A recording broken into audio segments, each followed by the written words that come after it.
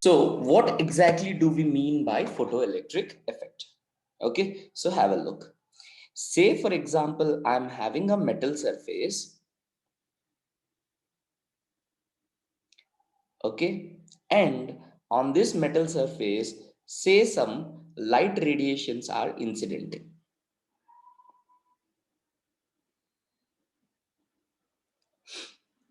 We know something, sir.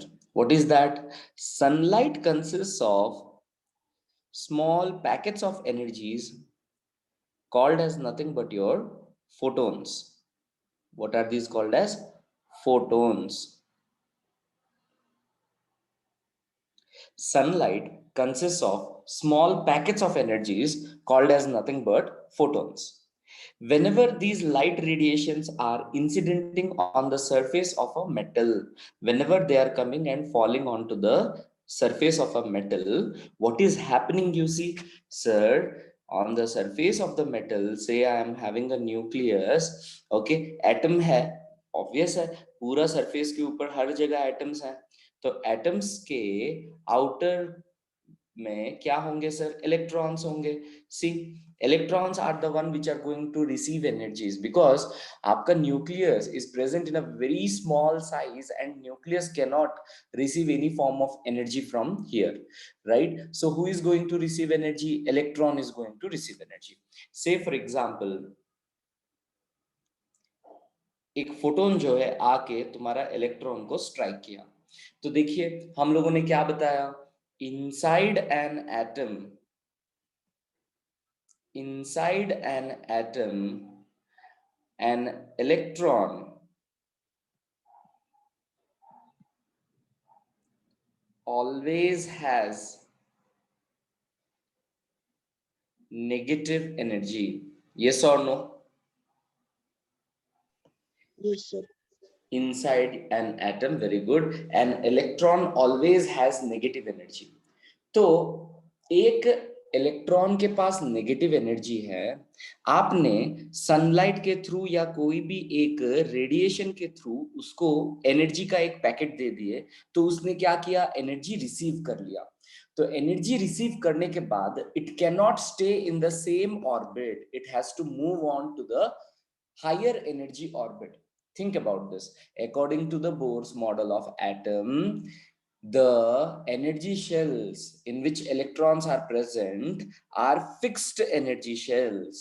Okay, इसके नीचे ही एक और पॉइंट लिखिए आप लोग. when a photon when a photon strikes when a photon strikes a metal surface, it transfers its energy,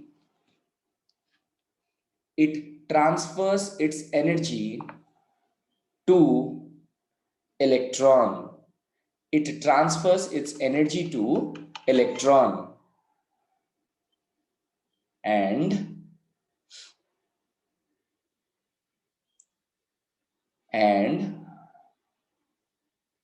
electron receives this energy,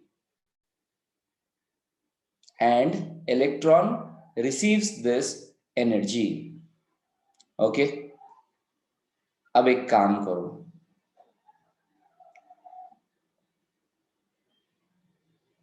next line में लिखो, according to Bohr's model of atom, or write down like this, according to Bohr's postulates, according to Bohr's postulates,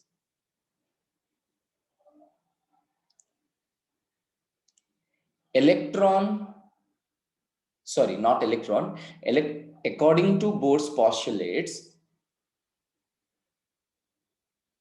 every orbit has a fixed energy.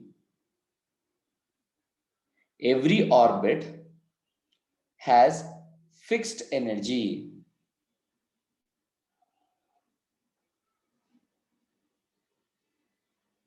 If, comma देके, if an electron has if an electron has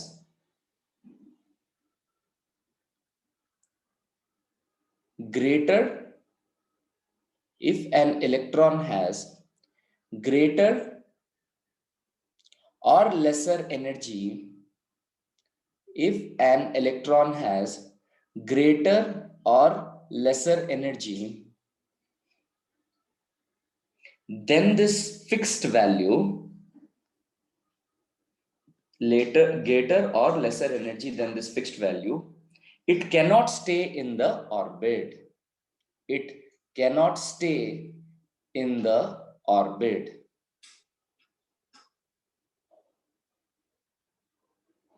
क्या आप लोगों को ये समझ में आया?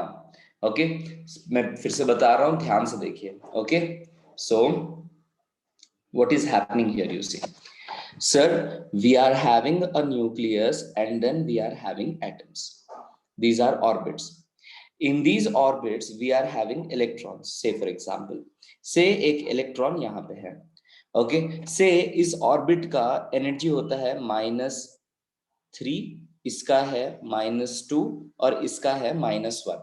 और एटम के बाहर एनर्जी रहता है 0, याद रखना हमेशा. Just outside the atom, the energy of an electron is always 0. Okay, we will write that, don't worry. तो अभी क्या समझो तुम लोग, say for example एक फोटोन, ओके, से एक फोटोन आके इंसिडेंट हो रहा है तुम्हारा इस इलेक्ट्रॉन को, और इसको कितना एनर्जी दिया? एक फोटोन आया, टकराया इस इलेक्ट्रॉन को और इसको +1 यूनिट एनर्जी दिया. तो देखिए तो क्या हुआ, the energy of the electron was -3. Now it received 1 unit from outside, तो इसका एनर्जी कितना हो गया? -2. तो क्या ये इलेक्ट्रॉन इस ऑर्बिट में भी रह सकता है? No sir. तो वो कहां जंप करेगा सर? और -2 वाले ऑर्बिट में. से फॉर एग्जांपल अब इलेक्ट्रॉन के पास एनर्जी है -2. हम लोगों ने क्या किया, we tried to give one more radiation having 1 unit energy. तो अब ये -2 + 1, तो अभी इसका एनर्जी कितना हो गया? -1. तो ये इलेक्ट्रॉन यहाँ पे रह सकता है? नहीं. तो इलेक्ट्रॉन इमीडिएटली नेक्स्ट ऑर्बिट में जंप करेगा. तो इस तरह से जैसे फोटोन उसको एनर्जी देते रहेगा, electron will keep receiving that energy and at a point it will come out of the atom. At a given point, okay, what will happen is the electron is going to jump out of the atom. तो जब electron out of the atom आता है, ध्यान से देखिए क्या होता है, ध्यान से देखिए. ये मेरा सोलर पैनल है, से फॉर एग्जांपल हम लोग क्या करते हैं, यहाँ पे एक पॉजिटिव टर्मिनल मेंटेन करते हैं. ये कहाँ कनेक्टेड रहता है? तुम्हारा बैटरी के साथ. यहाँ पे एक नेगेटिव टर्मिनल रहता है, ये कहाँ कनेक्टेड रहता है? तुम्हारा बैटरी के साथ. और बैटरी में हम लोग स्टोर करते हैं करंट को.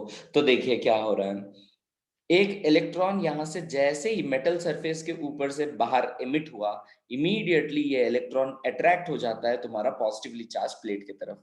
सो ये जाता है, जाके तुम्हारा बैटरी के अंदर स्टोर हो जाता है. कितने लोगों को समझ में आया कि एग्जैक्टली हो क्या रहा है?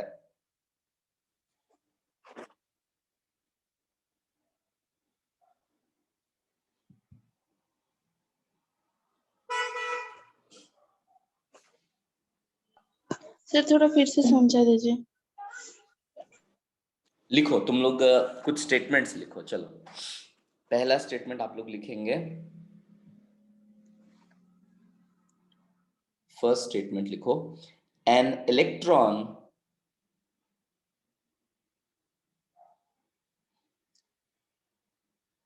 having negative energy, okay, an electron having negative energy means that the electron is present inside an atom. Second point, if energy of the electron is 0, this means the electron is out of an atom, outside, it is outside an atom. अब ये nucleus के influence में नहीं है. If energy of an electron is positive, this means that electron is moving with some velocity. 3 important part ध्यान रखिए आप लोग. Number 1, sir, if an electron is having negative energy, that means the electron is present inside an atom. Okay, so if it is having negative energy means it is present inside an atom always. If the energy of an electron you have calculated and it is coming out to be 0, that means the electron is just out of the atom, it is outside an atom. And if you are calculating the energy of an electron and if it is coming out to be positive, that means वो एक atom से बाहर है और वो move कर रहा है with some velocity. Okay, वो कुछ velocity के साथ move कर रहा है अगर उसका energy कितना है, positive है तो. चलिए, तो अब मैं क्या बता रहा था वो बताता हूँ. ये समझ में आया पहले? अभी क्या मैंने बताया, ये 3 पॉइंट समझ में आया? हाँ सर. हाँ सर. अब ध्यान से देखिए मैंने क्या बताया आप लोगों को. से मेरे पास एक मेटल सरफेस है, इस मेटल सरफेस के ऊपर हम लोग बाहर से कोई सोलर रेडिएशंस या कोई भी रेडिएशन जो एनर्जी रेडिएशंस है वो हम लोग इसके ऊपर इंसिडेंट करवा रहे हैं. तो कोई भी एटम या कोई भी मेटल सरफेस या हमारे ही बॉडी के सरफेस में अगर सोलर रेडिएशंस आके स्ट्राइक करते हैं, that means what, in radiations में जो छोटे छोटे पैकेट्स ऑफ एनर्जीज हैं, दैट मींस वो पैकेट्स हमारे सरफेस के ऊपर टकरा रहे हैं और वो क्या कर रहे हैं सर, एनर्जी ट्रांसफर कर रहे हैं. वो क्या कर रहे हैं, एनर्जी ट्रांसफर कर रहे हैं. इसीलिए सोचो, मैं अगर कोई एक छोटा सा वाटर का बोतल में धूप में एक आधा घंटा छोड़ देता हूं तो मैं देखूंगा कि मेरा पानी थोड़ा बहुत गर्म हो जाता है ना. कैसे हो गया? एनर्जी कहां से आया? The radiations which are the solar radiations, okay, which are striking the surface are continuously transferring energy, okay, and hence it is heating the given conductor. That means तुम्हारा वाटर बॉटल हो या जो भी हो. सो अब मैं क्या बता रहा हूँ सर, कोई भी मेटल सरफेस को भी अगर हम लोग ऐसे ही स्ट्राइक करवाते हैं कोई भी एनर्जी रेडिएशंस के साथ, तो उनमें जो इलेक्ट्रॉन्स होते हैं वो एनर्जी रिसीव करते हैं और अगर उनको इनफ एनर्जी मिल गया, से इस इलेक्ट्रॉन हाइड्रोजन का फर्स्ट बोर ऑर्बिट में है, तो इसके ऊपर एनर्जी कितना होगा, -13.6 into Z square by N square, दोनों 1 है तो -13.6 इलेक्ट्रॉन वोल्ट. अब सोचो अगर मेरे पास एक रेडिएशन आ रहा है जिसके पास एक फोटोन है जिसका एनर्जी है +13.6 इलेक्ट्रॉन वोल्ट, तो इस इलेक्ट्रॉन का टोटल एनर्जी अभी कितना हो जाएगा, energy of an electron is equals to, इसके पास पहले से है -13.6 प्लस ये बाहर से रिसीव कर रहा है 13.6, तो इसका एनर्जी कितना हो गया, हुआ कि नहीं 0? हाँ सर. 0 हो गया मतलब where will the electron remain, क्या वो एटम के अंदर रह सकता है अगर उसका एनर्जी 0 हो जाता है? Outside the outside the atom. तो इसीलिए इलेक्ट्रॉन क्या करता है, ये सरफेस को छोड़ देता है और बाहर आ जाता है. जैसे ही बाहर आता है ना, हम लोग क्या करते हैं, हमारे सोलर पैनल में दोनों तरफ से इलेक्ट्रोड्स अटैच्ड होते हैं, ओके, जो कि हमें दिखता नहीं है, बहुत छोटे से छोटे इलेक्ट्रोड्स होते हैं. एक तरफ पॉजिटिव चार्ज प्लेट रहता है, एक तरफ नेगेटिवली चार्ज प्लेट रहता है. ठीक है, अगर हम लोग ये प्लेट्स नहीं रखेंगे, इलेक्ट्रॉन बाहर आया वो एटमॉस्फेयर में चला जाएगा, लेकिन हमें सोलर पैनल से जो इलेक्ट्रॉन्स आ रहे हैं उसे बैटरी में स्टोर करना है दिन में, और रात में उसे यूज करना है एक बल्ब जलाने के लिए या एक फैन चलाने के लिए, कुछ के लिए यूज करना है. समझ में आ रहा है आप लोगों को? हाँ sir.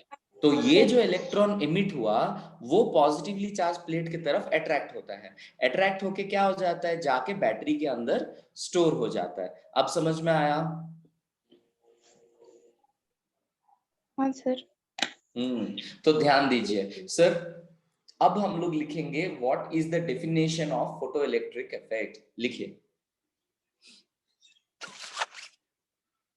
Photo electric effect, the emission of an electron,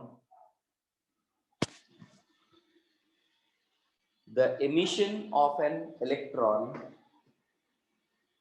from the emission of an electron from the surface of an atom, the emission of an electron from the surface of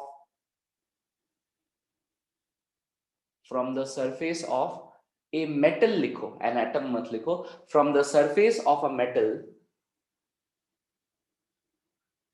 when incident upon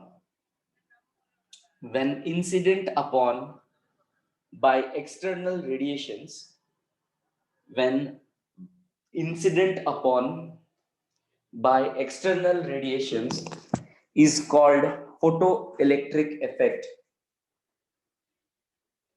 फिर से बता रहा हूं, ध्यान से देखो, the emission of an electron from the surface of a metal when incident upon by external radiation is called as photoelectric effect। Full stop. Below that, write down the electrons so emitted, the electrons so emitted are called as photoelectrons। The electrons so emitted are called as photoelectrons। क्या ये समझ में आ रहा है? हाँ sir. हाँ sir. Okay, चलिए अब हम लोग इसको एक मैथमेटिकल एस्पेक्ट देते हैं। हम लोग इसके लिए एक मैथमेटिकल फॉर्मूला समझते हैं, ठीक है? ध्यान से देखिए, से फॉर एग्जाम्पल ये तुम हो और तुम्हारे पास -25 रुपीज है, और तुमने कभी एक सोचो तुम्हारे पास -25 रुपीज है, मतलब तुम्हें 25 रुपीज किसी दोस्त को देना है। ओके, तुमने उससे ले लिया था, अब तुम्हें उसको देना है, तो तुम्हारे पास अभी कितना है? -25 रुपीज है तुम्हारे अकाउंट में।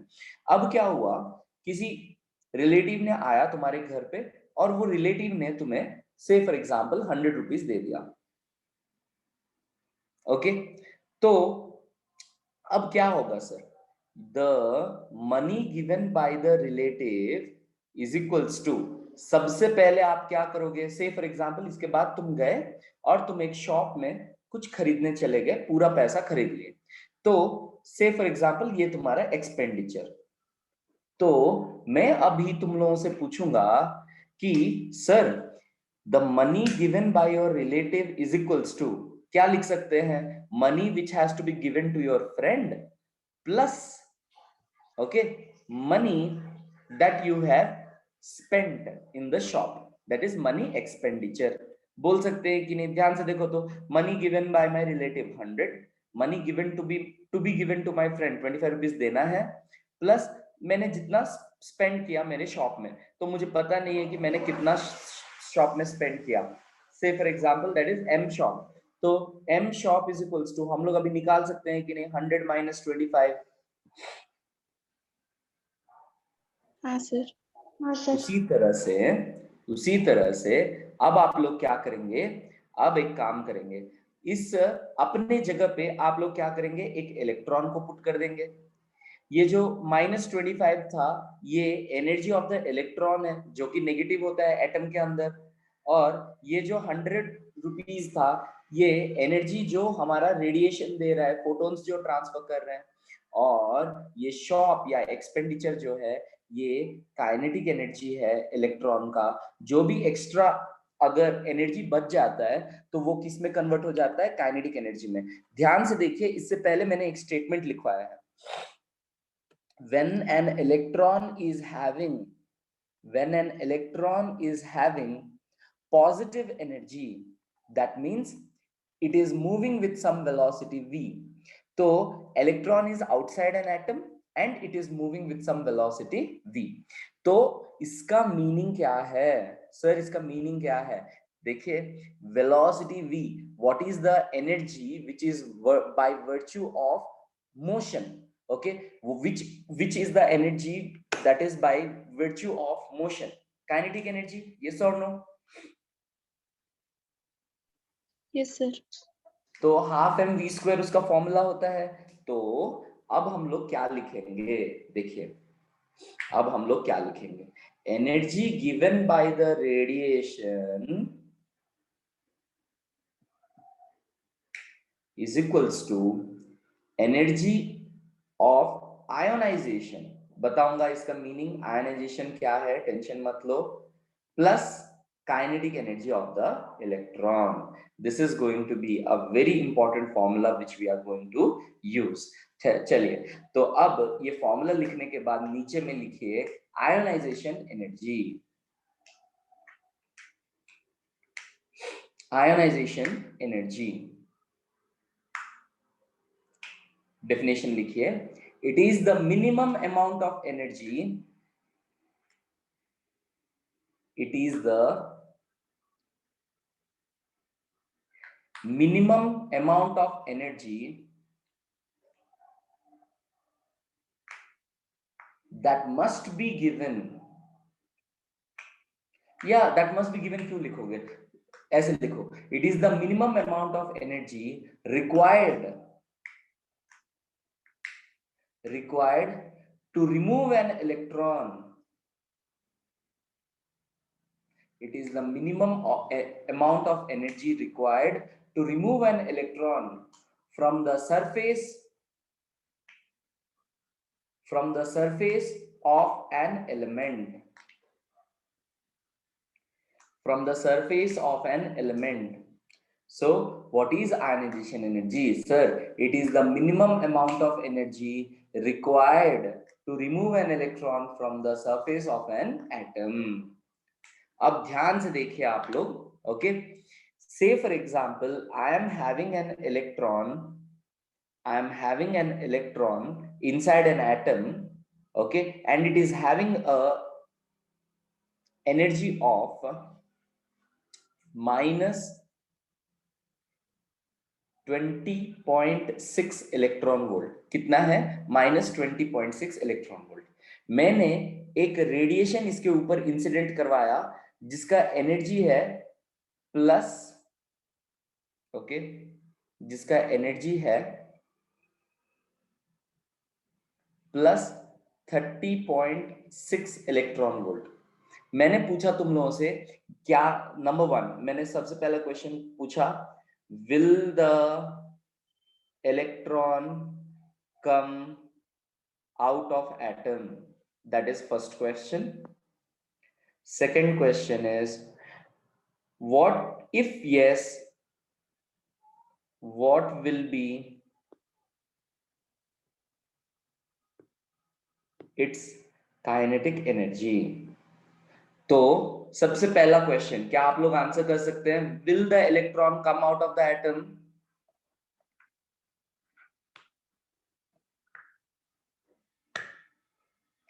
तो कैसे बताएंगे? देखिए, तो अभी अभी मैंने बताया energy of radiation is equals to energy of ionisation, that is minimum amount of energy, कितना चाहिए इसको एटम से बाहर आने के लिए, plus kinetic energy.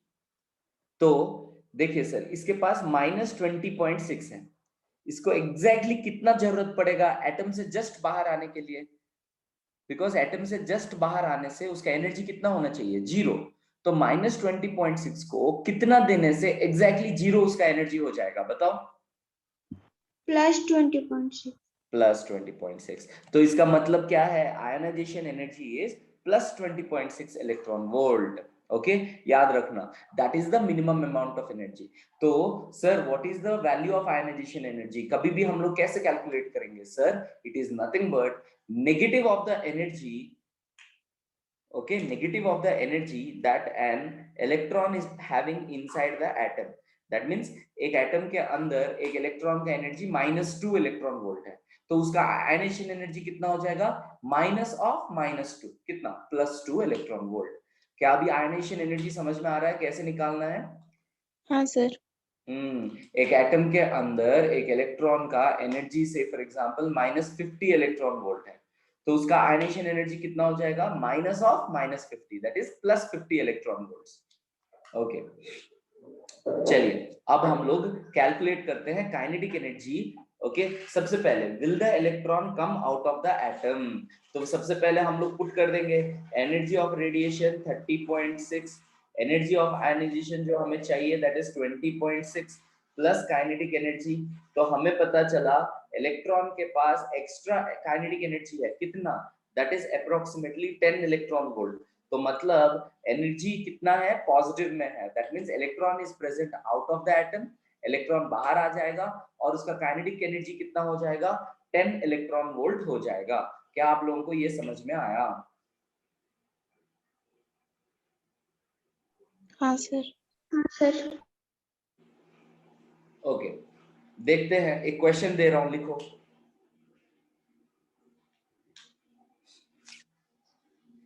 When a radiation was incident on a surface, an electron having kinetic energy is equals to 35 units was emitted. Okay, an electron having kinetic energy is equals to 35 units was emitted if ionization energy of the electron was 15 electron volt, 15 units. Find energy of the radiation. बताओ कितना होगा energy of the radiation?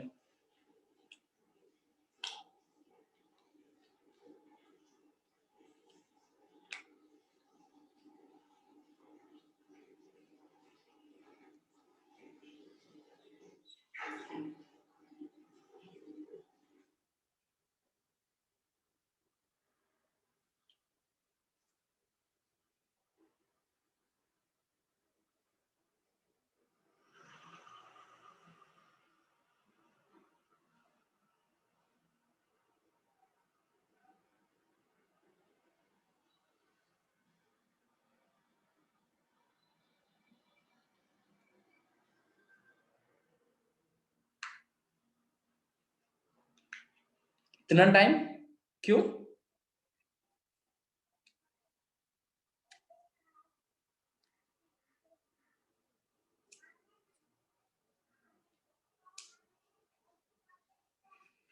हम लोग को क्या पता है रे, इक्वेशन क्या पता है बेटा? बोलो। सर 20। अच्छे से सोचो बेटा, अच्छे से सोचो। सर -20 यूनिट्स आ रहा है। नहीं, अच्छे से सोचो। अरे energy of radiation is equals to, formula क्या है, energy of radiation is equals to energy of ionisation plus kinetic energy, हाँ कि नहीं? हाँ सर। तो मैं पूछा क्या है, एनर्जी ऑफ रेडिएशन पूछा है, तो equal to energy of ionization कितना दिया हुआ है, 15 यूनिट्स प्लस काइनेटिक एनर्जी दे दिया है, कितना दिया है, तो कितना है टोटल? तो सर आप बोले थे ना आयोनाइजेशन एनर्जी को नेगेटिव में लेना है बोल के। मैंने क्या बोला था, ionization energy is the negative of the energy which an electron is having inside an atom. तो अगर एटम के अंदर उसका हमेशा नेगेटिव रहता है तो उसका नेगेटिव वैल्यू लेंगे ताकि वो पॉजिटिव आए। लेकिन यहाँ पे क्या बोला तुमको, if ionization energy of the electron was 15 units, already वो नेगेटिव करके दे दिया है, वो ऑलरेडी तुम्हें दिया है ionization energy is 15 units. याद रखना, ionization energy हमेशा पॉजिटिव होता है, इलेक्ट्रॉन का एनर्जी इनसाइड एन एटम हमेशा नेगेटिव होता है. क्या ये बात समझ में आ रहा है? हाँ सर. अब इसी का तुम्हारा डाउट क्लियर करने के लिए एक और क्वेश्चन देता हूं, बट पहले इस क्वेश्चन में समझ में आया कि नहीं 50 यूनिट्स कैसे आया? हाँ सर. आया सर. ओके, चलिए अब एक और क्वेश्चन, बहुत मजा आएगा, देखो अच्छे से देखो, समझ में आएगा. Find energy of the radiation required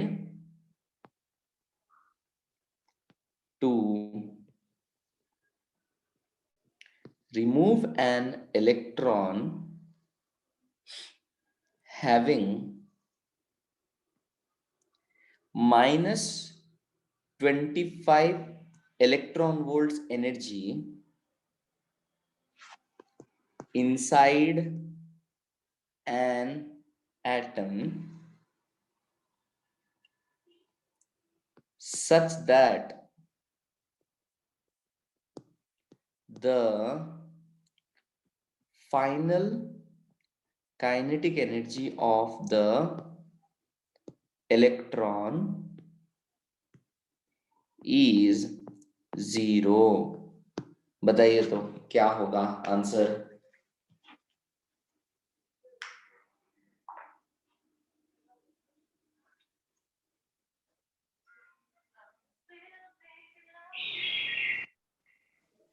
sir +25. Very good, तो कितना होगा? +25. बाकी दोनों समझ में आया कि नहीं आप लोगों को? देखिए +25 कैसे होगा?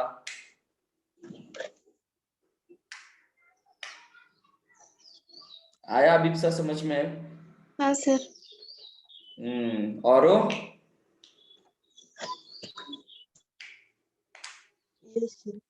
ओके, सो हम लोगों को अब समझ में आया कि सर यस ये कैसे होता है. तो ध्यान से देखिए, हम लोगों ने पहले ही बता दिया था, energy of radiation is equals to nothing but energy of ionisation plus kinetic energy. अब हमें क्या पता चला? एनर्जी ऑफ रेडिएशन हमें निकालना है, एनर्जी ऑफ आयनाइजेशन हमें पता करना है. So what is energy of ionization? Sir that is nothing but negative of the energy that is present inside an atom.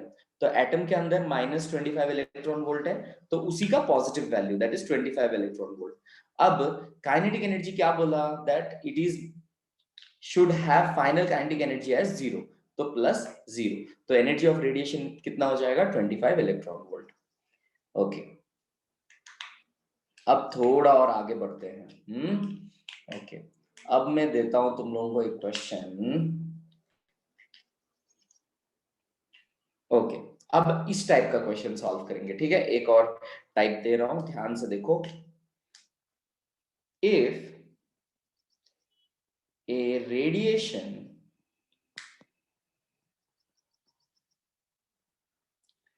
having lambda, that is wavelength, having wavelength 19.878 into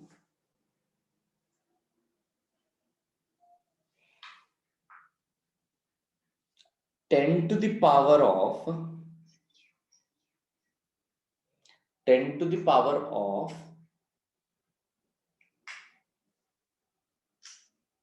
30, okay, 10 to the power of 30 is incident on a surface, is incident on a surface having ionization energy,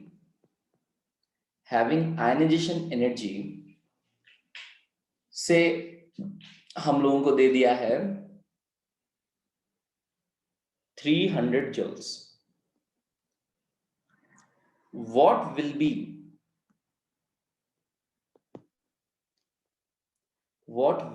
the kinetic energy of electron emitted? वो बोल रहा है अगर ऐसा एक radiation जिसका wavelength lambda है, वो अगर इंसिडेंट होता है एक सरफेस के ऊपर जिसका आयनाइजेशन एनर्जी 300 जूल्स है, तो वहां से जो इलेक्ट्रॉन एमिट होगा उसका काइनेटिक एनर्जी कितना होगा करके। तो यहाँ पे हम लोगों को क्या किया, इसने जो एक्सटर्नल रेडिएशन है उसका लैम्डा दे दिया। तो क्या हम लोगों को लैम्डा पता होगा तो एनर्जी निकालना आता है कि नहीं?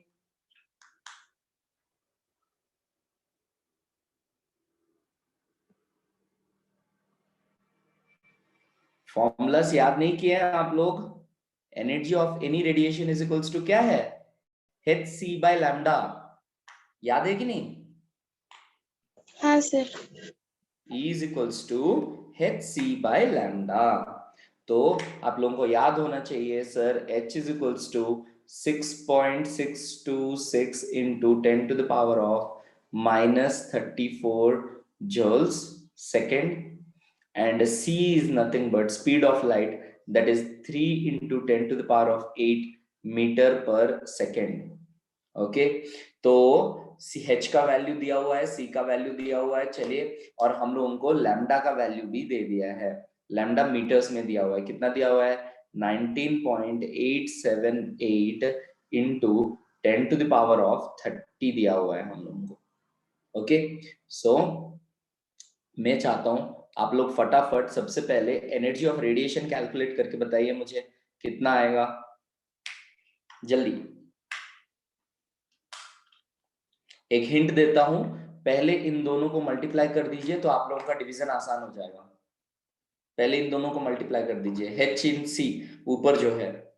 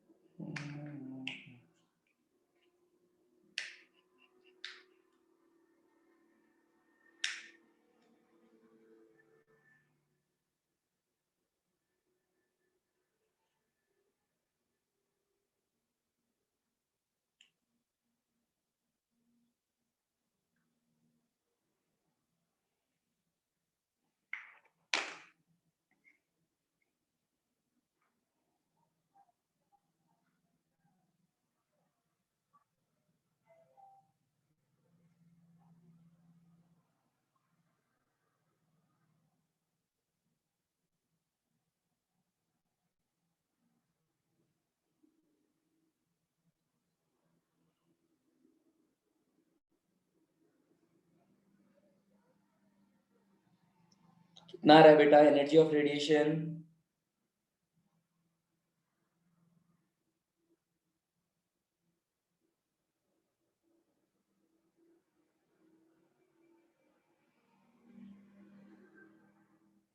बेटा इतना टाइम क्यों लग रहा है? -29 आ रहा है। Minus 10 to the power -29। कैसे बेटा? सर देखो तो 10 raised to power -56। बाप रे बाप, आप लोग क्या क्या कर दे रहे हैं अभी। दोनों का अगर गलत आया ना, मैं बहुत मारूंगा आप दोनों को। h इंटू सी, अरे देखो तो 6.626 इंटू 3 कितना आ रहा है? 3 6 18 8 1 3 2 6 प्लस 1 7 3 6 18 8 1 3 6 18 9, तो 19.878। मैं तो नंबर ऐसा दिया था कि जो क्लियरली कैंसिल हो जाए, तो ये दोनों मल्टीप्लाई करने से मुझे आया 19.878। तो h इंटू सी मेरा आया 19.878 into 10 to the power -34 10 to the power 8 कितना आएगा? 10 to the power of -26। -34 plus 8 10 to the power -26 है कि नहीं? हाँ सर। डिवाइडेड बाय लैम्डा कितना है? 19.878। मैं अच्छे से कैलकुलेट करके दिया था। 10 to the power कितना दिया था? +30। सॉरी वो -30 है, सॉरी सॉरी सॉरी, वो -30 है, ठीक है। तो 19.878 19.878 कट गया, -30 ऊपर गया तो कितना हो गया, 10⁻30 -26, तो ये कितना आ जाएगा 10⁴। तो ये कितना हो जाएगा 10,000 आएगा कि नहीं सर? हाँ सर। हाँ सर। तो अभी सर तुम्हारा कौन सा नंबर आ गया था? सर मुझे वो 3 लगा, मैं 3 डाल दी थी 30 के जगह। शाबाश शाबाश। तो एनर्जी ऑफ रेडिएशन हम लोगों को पता चल गया। अब आयनाइजेशन एनर्जी दिया हुआ है कि नहीं, चलिए काइनेटिक एनर्जी कितना होगा बताइए।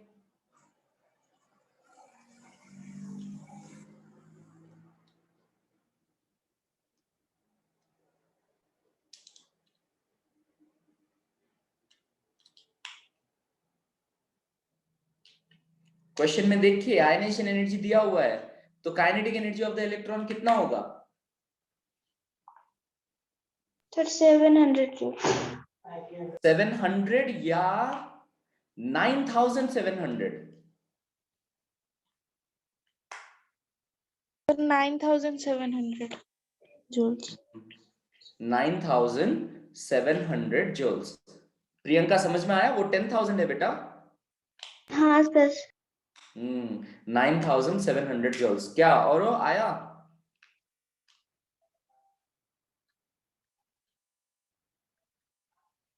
9700 joules.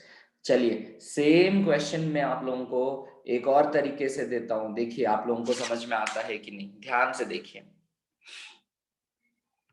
A radiation having frequency, a radiation having frequency is equals to 3 into 10 to the power of 34 second inverse, that is hertz. A radiation having frequency 3 into 10 to the power 34 second inverse was incident on a surface, if the kinetic energy of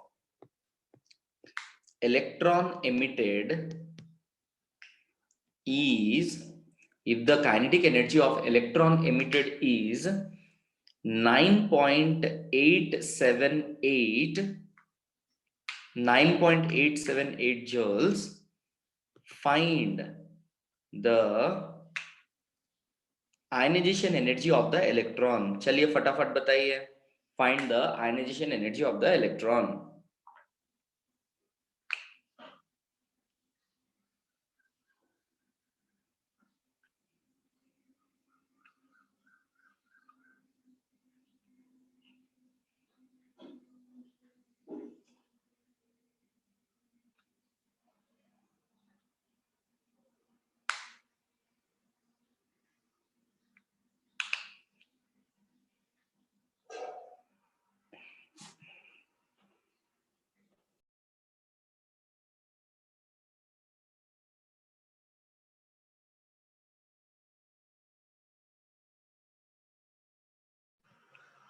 good morning. बोलो बेटा।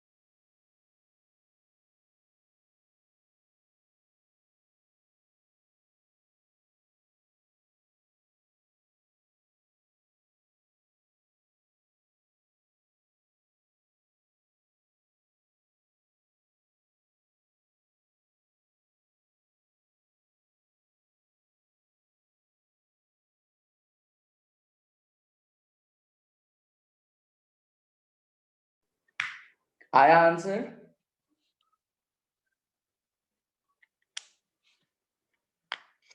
नहीं आया?